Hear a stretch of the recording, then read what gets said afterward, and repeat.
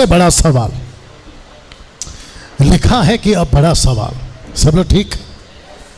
एक बड़ा सवाल। दूसरा पता 3:19 के हिसाब से सुसमाचार किसको सुनाया और क्यों? फिर कहता हूं कि सुसमाचार किसको सुनाया, कहां? नरक में, हेडिस में। नरक मतलब बाहर के लोग कहते हैं नरक में, बट यीशु ने नरक वालों को सुसमाचार नहीं सुनाया। एक साथ पूछो क्यों? क्योंकि मरने के बाद सेकंड चांस नहीं है। मरने से पहले सब चांस है, लेकिन मरने के बाद नो चांस। ठीक है ना? तो यीशु ने सुसमाचार किसको सुनाया और क्यों? उसका जवाब है यहां पे, पहला पत्र 4:6। आइए इसको पढ़ते हैं। लिखा है क्योंकि मरे हुओं को भी, इसका मतलब क्या है? जीवितों को भी, तो मरे हुओं को भी। तो लिखा है कि मरे हुओं को भी ब्रैकेट में कैदी, प्रिजनर्स, आत्माओं को जो हेडिस में है, जो अभी तक बताते आ रहा हूं, और वो कौन है? पैराडाइज। लिखा है कि मरे हुओं को भी, आत्माओं को जो हेडिस में है, सुसमाचार इसीलिए सुनाया गया। जरा शब्द को ध्यान देना कि शरीर में तो मनुष्यों के अनुसार उनका न्याय हो। तेरे भाई का कत्ल क्यों किया? कैन अपने भाई का कत्ल क्यों किया? उसके हिसाब से न्याय। दाऊद को भी पूछेगा हरकत क्यों की, बाकियों को भी पूछेगा ऐसा वैसा क्यों किया, लेकिन कहता है पर आत्मा में वे परमेश्वर के अनुसार जीवित रहे। क्योंकि जो ब्लड था ना जानवरों का, वो पैराडाइज तक पहुंचाने के लिए काफी था, लेकिन पैराडाइज से साथ देना, पैराडाइज से अगर परमेश्वर के पास पहुंचना है तो यीशु का ही लहू काम आएगा।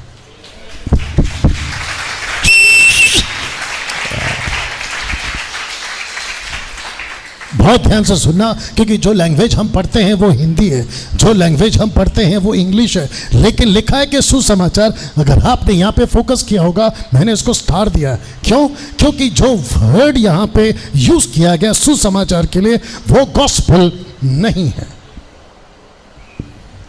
बल्कि वो ये वाला है जिसको कहते हैं प्रोक्लेम। तो गॉस्पेल नहीं सुनाया, गॉस्पेल सुनाया पृथ्वी के लोगों को। आप लोग नहीं समझ रहे हैं, कम जल्दी से वापस आओ। गॉस्पेल सुनाया पृथ्वी के लोगों को। कम, ऑफ कोर्स ये आया मतलब तू भी आया। ये वो व्यक्ति है, ये वो व्यक्ति है, सब लोग ठीक? ये वो व्यक्ति है जिसको पृथ्वी पे गॉस्पेल सुना है, बट ये वो व्यक्ति है जो पैराडाइज में, तो इसको गॉस्पेल की जरूरत है, लेकिन इसको ये पीछे देख लो जो दिखाया था, proclaim, proclaiming the victory of Jesus Christ, यीशु का पुनरुत्थान का जी उठना। तो इस व्यक्ति को गॉस्पेल मिला। कौन सा? जो आपको और हमको मिला है। कौन सा? जो यीशु ने लहू बहाया। लेकिन इसको कौन सा मिला था? इसको कौन सा लहू मिला था? जानवरों का, जो मरने के बाद, सब लोग ठीक है ना, जो मरने के बाद आदम से डाकू तक वो थे पैराडाइज में, तो पैराडाइज से स्वर्ग पहुंचना है तो इसको यीशु का लहू चाहिए। तो वहां पर यीशु कहता है कि शॉन, अब घोषणा कर रहा हूं कि जो टेम्पररी ब्लड था जानवरों का, अब ये परफेक्ट ब्लड आ गया, चल। तो ये तो बचेगा ही बचेगा, क्योंकि गॉस्पेल मिला है। और वो भी इसके अभी बताया था कि जब तक जिंदा है कैलकुलेट करे कि क्या खाएगा, कहां जाएगा, कितना बोलेगा, कितना सुनेगा, लेकिन इसको प्रोक्लेम की जरूरत है। कैसा लगा? बात समझ गए? या थैंक यू। अब इसको देखिए, तो लिखा है कि गॉस्पेल ये नहीं था, जो ट्रांसलेशन यहां पे हुआ है वो ये वाला है, विद द प्रूफ आपको दे दिया। अब इसको देखो, तो इनको भी प्रोक्लेम किया और इनको वो सुसमाचार प्रचार किया, जिसको कहा कि जो टेम्पररी ब्लड था उसको मैंने तुम्हारे को पैराडाइज तक पहुंचाया, लेकिन पैराडाइज से अब एक ऐसी जगह जिसको कहते हैं परमेश्वर का पैराडाइज, यानी कि हेवन, मैं पहुंचाने आया हूं। तो यहां पे ये जो वर्ड यूज हुआ है केरोसो, जिसको कहते हैं प्रोक्लेम। तो इनको क्या प्रोक्लेम किया? इनको प्रोक्लेम किया कि मैंने जीत लिया है मौत को। जो बंदे थे एंजल्स, उनको डिक्लेयर किया कि मैं वही हूं जो मौत को जी चुका हूँ, विक्ट्री पाली है, मृत्यु पर विजय हो चुका हूँ, अब मृत्यु का अधिकार नहीं चलेगा। इनको बता दिया। एक साथ पूछो क्यों? इनको बताना क्यों? सिर्फ पूछो क्यों? क्योंकि एंजल्स के पास में वो शक्ति नहीं है कि यहाँ बैठे बैठे नीचे क्या चल रहा था देख सके। ओ आप नहीं समझे कि ऊपर से गया। स्वर्गदूतों के पास और खास करके इनके पास में वो ताकत नहीं है कि नीचे क्या चल रहा था। ये तो वो है जो नूह के टाइम पे कैद हुए, क्योंकि भविष्य को जानने की शक्ति सिर्फ परमेश्वर के पास है। यहां तक ठीक है? तो इनको प्रोक्लेम करना जरूरी था। यहूदा 1:6 क्या कहता है? मैं रख रहा हूं, लिखा कि फिर जो स्वर्गदूतों ने अपने पद को स्थिर ना रखा वरन अपने नीच निवास को छोड़ दिया, उसे उनको भी भविष्य भीषण दिन के न्याय के लिए। कौन सा दिन है ये? The day of the Lord. लिखा है भीषण दिन के न्याय के लिए अंधकार में जो सदाकाल के लिए है बंधनों में रखा है। ऐसे बंधनों में रखा है। यहूदा का ये था। पहला पत्र 3:20 क्या कहता है? जिन्होंने उस बीते समय में आज्ञा ना मानी। तो इन दोनों की जगह पे लिखा है सुसमाचार, मतलब प्रोक्लेम किया। तो सुसमाचार जिसको कहते हैं प्रोक्लेम, जीवितों मुर्दों दोनों को सुनाया गया। एक साथ जोर से पूछो क्यों? लिखा है कि जो स्वर्ग में, जो पृथ्वी पर, जो पृथ्वी के नीचे, वे सब यीशु के नाम पे घुटना टेक के।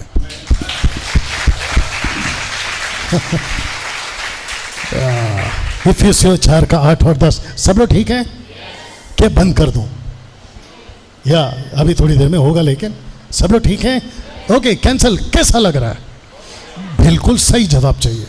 कैसा लग रहा है? कुछ ही सीख रहे हैं या यहां कुछ हो रहा है? I know. लिखा है इफिसियों 4:8-10 में, इसलिए वह कहता है वह ऊंचे पर चढ़ा। शब्द को ध्यान रखना, ऊंचे पर चढ़ा, बंदियों को बांध ले गया। ये बंदी कौन थे? पैराडाइज। उनको बांध ले गया, मनुष्य को दान दिया।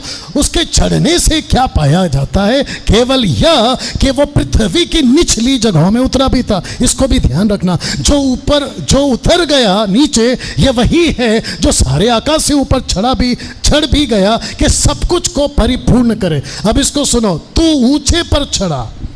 ये कौन कह रहा है? दाऊद। तू ऊंचे पर चढ़ा, तू लोगों को बंधुआई में ले गया, मतलब पैराडाइज से छुड़ा लिया तूने मनुष्यों से, वरना हठीले मनुष्यों से भी भेंट ली या भेंटें ली, मतलब विजिट किया, जिससे ये परमेश्वर, यहाँ परमेश्वर उनमें वास करे। वास का मतलब ये नहीं है कि उनके बीच में जाए या उनके अंदर है। वास का मतलब होता है उनको दिखाई दे। ये हठीले कौन थे? ये हठीले कौन थे? आप ऐसा लिखो ना कि मनुष्य थे। हठीले क्यों? तो एक साथ पूछो क्यों? सारा ठेका मैंने लिया है ना, तो मैं ही बताऊंगा। तो वापस पूछो, ये हठीले क्यों? क्यों? ये वो हैं जिसको कहते हैं निफेलियम्स, जिसको उत्पत्ति के 6वें अध्याय में देखा गया था, और जिसको कहते हैं दानव, जिनकी कद एक नॉर्मल इंसान की नहीं होती थी, और ये सारे के सारे टाटरस में थे। तो इनको प्रोक्लेम किया। लेकिन जो यहां पे थे, आदम से डाकू जो धर्मी थे, उनको भी सुसमाचार सुनाया। कौन सा वाला? प्रोक्लेम। और उनको कहा चलो यहां से। तो लिखा है कि ये जगह पूरी तरह से खाली की गई है। हर दिन ये जगह भरी जा रही है, मतलब भरती जा रही है। आप जानना चाहते हैं, किसी के पास अगर गूगल ओपन है तो चेक कर सकते हैं जो मैं रख रहा हूं। सब लोग ठीक? आप जानना चाहते हैं कि प्रतिदिन यहाँ पे, प्रतिदिन, हाँ, not every week, not every month, not every year, प्रतिदिन, एवरी डे यहाँ कितने लोग जाते हैं? जानना चाहते हो? Are you ready for this? 1,50,000 पूरी दुनिया से। 1,50,000। आपका भारत किधर है? और सबसे टॉप पे कौन है? चाइना। अकॉर्डिंग टू 2023 कैलकुलेशन के हिसाब से बात कर रहा हूं, तो चाइना में 29, ऑलमोस्ट 30,000 लोग मरते हैं एवरी डे। 26,000 इंडिया में, यूनाइटेड स्टेट में 8,000, बाकी कैलकुलेट देख लेना। नाइजीरिया 8,500, इंडोनेशिया कुछ 6,000, रशिया जो कि ज़्यादा होना चाहिए 5,000, पाकिस्तान 4,500, जापान 4,500, ब्राज़ील कुछ 4,000, जर्मनी 3,000। प्रतिदिन मरते हैं, कहाँ पहुंचते हैं? जोर से टाटरस। कैसा लग रहा है? मैंने पूछा कैसा लग रहा है? बात समझ में आ रही है? आदम से लेकर डाकू तक सबको परमेश्वर के पास पहुंचाया। कब? उन 3 दिनों में। प्रोक्लेम किया, बोला चलो। प्रोक्लेम किया, बोला चलो। और जिसके लिए लिखा है इफिसी 4:8 में, वह ऊंचे पर क्रूस पर चढ़ा, बंदियों को बांध ले गया। कैथलिक वालों का एक कॉन्सेप्ट है, कैथलिक वालों का प्रिया, कैथलिक वालों का एक कॉन्सेप्ट है कि जो लोग मरते हैं उनको एक प्रकार का टॉर्चर से गुजरना पड़ता है, फिर जीसस आते हैं और उनको लेकर जाते हैं। तो मुझे फेसबुक पे गूगल में ये फोटो मिला, तो मैंने सोचा कि आपको समझाने के लिए ये जरा ठीक रहेगा। तो आप हैं यीशु, ये सब है पवित्र लोग, और ये वो एंजल्स है जिनको कैद किया गया। तो फोटो दूसरा नहीं मिला, इसलिए रखा हूँ। और साथ ही साथ ये फोटो देख लो कि ये वो हैं जिसको कैद किया गया, और ये वो पवित्र लोग हैं आदम से लेके डाकू तक।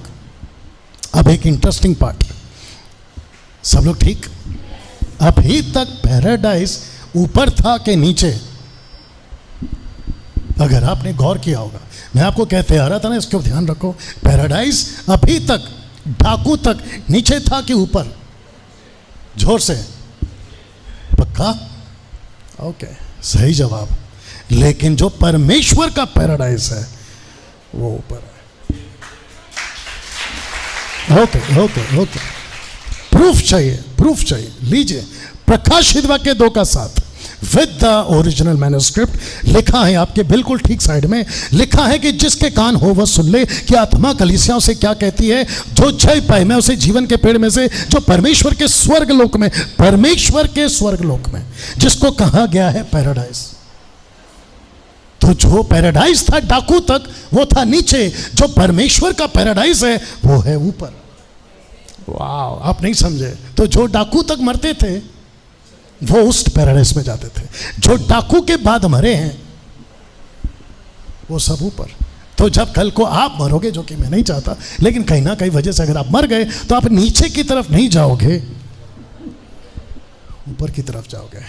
ओके, सपोर्टिव स्क्रिप्चर दे दो, सपोर्टिव स्क्रिप्चर लीजिए, जो कि मैंने आपको स्पॉट करने के लिए दिया। इसको आप लोग देख लीजिएगा। पैराडाइज, पौलुस क्या कहता है आफ्टर दैट पैराडाइज? 2 कुरिन्थियों 12:2-4 कहता है, मैं मसीह में एक मनुष्य को जानता हूँ, 14 वर्ष हुए कि ना जाने दह सहित ना जाने दह रहित परमेश्वर जानता है, ऐसा मनुष्य 30 से स्वर्ग पर उठा लिया गया। मैं ऐसे मनुष्य को जानता हूँ, ना जाने दह सहित ना जाने दह रहित, मतलब जिंदा था कि मर गया मालूम नहीं, परमेश्वर ही जानता है कि स्वर्ग लोक पर उठा लिया गया।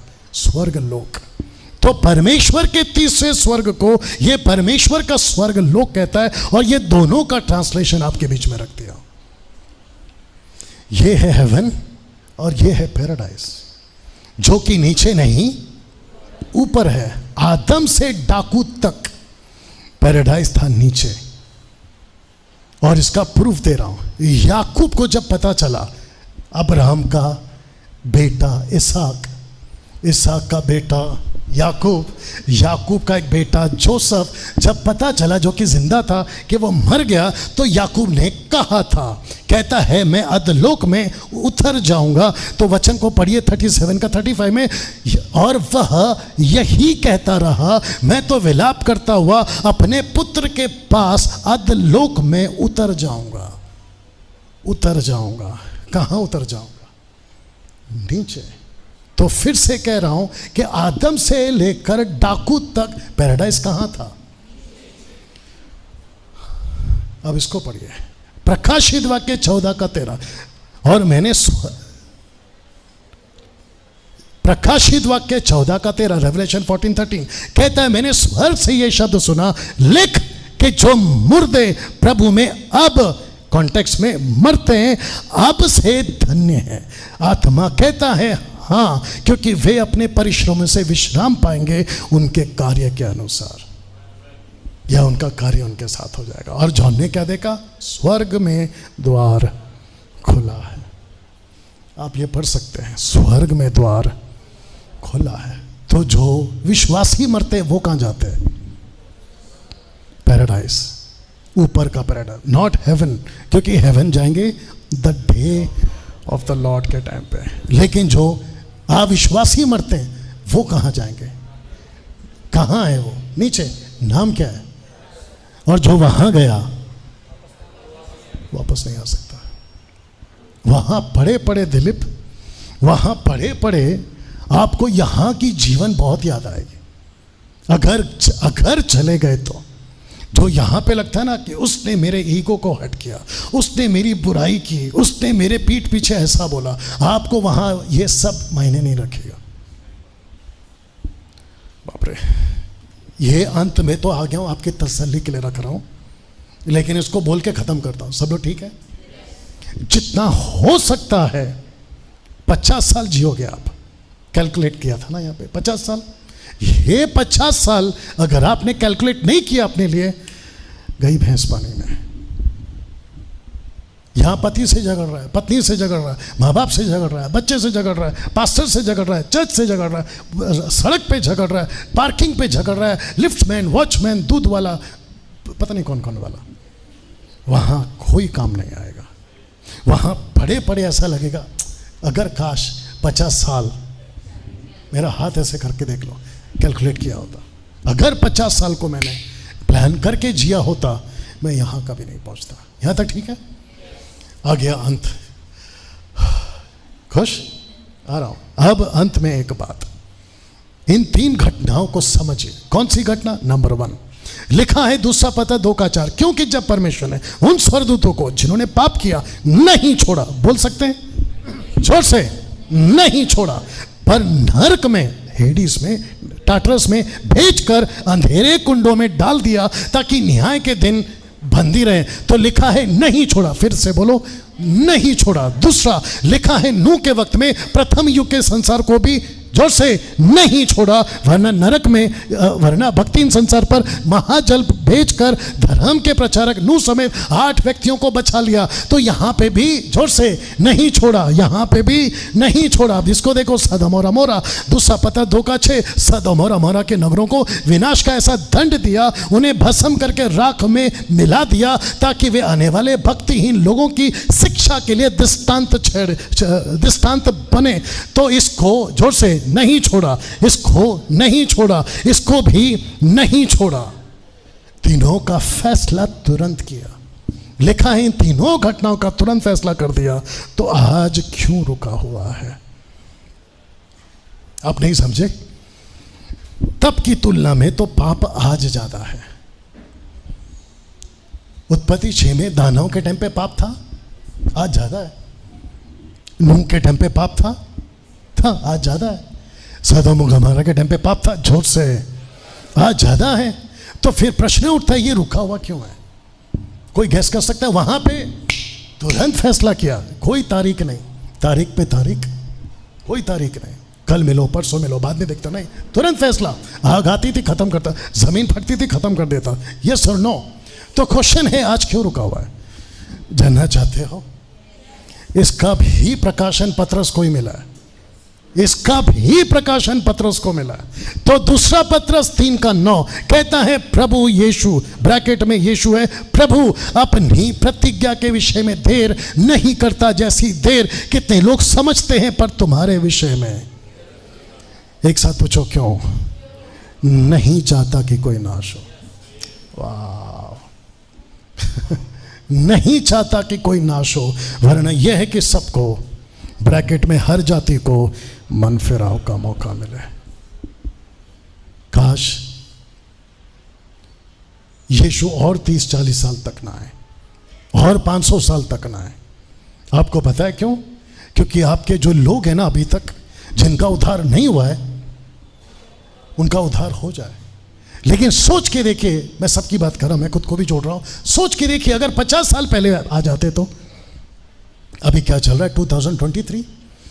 50 साल पीछे करो, 19वीं सदी में आ जाते तो, 19वीं, अरे 19 में आ जाते तो आपका मेरा उद्धार होता। मैं 73 में पैदा हुआ, आप लोग पता नहीं कब कब पैदा हुए। उस टाइम पे अगर आ जाता तो सीधा टाटस, कम ऑन, यस और नो, प्रेज गॉड कि वो अभी तक नहीं आया। और मैंने क्या कहा था कि अगर जिस दिन वो आ गया पृथ्वी के ऊपर भारी पड़ने वाला, तो लिखा है कि सबको मन फिराव का मौका। तो ये मन फिराव का मौका कौन दे रहा? ऊपर बात कर लीजिए, मतलब इशारा कर, प्रभु कैसे?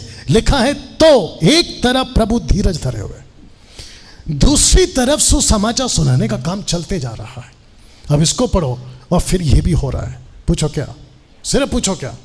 वापस पढ़ देता। एक तरफ धीरज है, दूसरी तरफ हम प्रचार कर रहे हैं, तीसरी तरफ ये भी हो रहा है। तो क्या हो रहा है? लिखा है और ये पहले जान लो कि अंतिम दिनों में हंसी ठट्टा करने वाले आएंगे जो अपनी ही अभिलाषाओं के अनुसार चलेंगे। तो इसका मतलब क्या है? प्रभु धीरज रखा है, ऊपर से हम वचन सुना रहे हैं, और ये तीसरा ग्रुप कह रहे हैं हे तेरा यीशु किधर है, हे तुम लोग पादरी लोग हो, हे तुम लोग हालेलुया वाले, अरे तुम लोग यीशु वाले, तुम लोग धर्मांतरण वाले, ये सब सुनते बैठो। तो ऐसे टाइम पे लगता है कि आजा भाई, इनकी अकल ठिकाने कर। तो जानते हो प्रभु ने क्या कहा? मसीह के राजदूत के लिए परमेश्वर का प्रोटोकॉल, स्पेलिंग ठीक है, मसीह के राजदूत के लिए परमेश्वर का प्रोटोकॉल यह है कि वो दुख उठाए। बर्दाश्त कर डैनियल, तेरे अगेंस्ट में वीडियो बनती है ना, बर्दाश्त कर, क्योंकि राजदूत के लिए यही प्रोटोकॉल है। पीटर को उल्टा क्रूस पे मारा, यस। माफ करना, पौलुस का गला काटा, यस। स्टीफन को पत्थर से मारा, ये राजदूत का प्रोटोकॉल है परमेश्वर की ओर से। बर्दाश्त करो। आपकी बदनामी होती है, जोर से बर्दाश्त करो। यहां पे तकलीफ है, ऑफ कोर्स है। आप जब अपने पुराने दोस्त को जो साथ में स्कूल कॉलेज में पढ़े थे, आप लोग, वो टाटा बिरला टाइप बन गया है और आप अभी तक झोपड़े में गरीब तरह से रहते हैं। प्रभु क्या कहता है? बर्दाश्त कर, बर्दाश्त कर। पैसे कैसे कमाओ, उसके चक्कर में टाटा बिरला वाला कैसे बनो, उसके चक्कर में अपने 50 साल का लाइफ आपके पास। इसलिए पौलुस कहता है जो है उसी में खुश रहो, क्योंकि बाप रे 5 करोड़पति एक साथ मर गए। 5 करोड़पति 2-2 करोड़ का टिकट लेकर गए थे मौत की। बात समझ में आ रही है? वो कौन सा जहाज था? ये खुद बन गए टाइटैनिक। ऐसे चिथड़े उड़े जहां तक मैंने सुना, ब्लास्ट हो गया। क्या उनका करोड़ों पैसा बचा पाया? मुकेश अंबानी का पिता, क्या नाम था उनका? धीरू भाई, लाखों रुपए की मशीन मंगाकर उनको चंद सांसें दे दे, वो भी फेल हो गया। बताइए। तो तब कहता है बादशाह सिकंदर, और उसको कहां से मिला मुझे नहीं पता, क्योंकि वो लिखा है बाइबल के अंदर। वो कहता है कि आदमी आया था खाली, जाएगा खाली। कैसा लगा?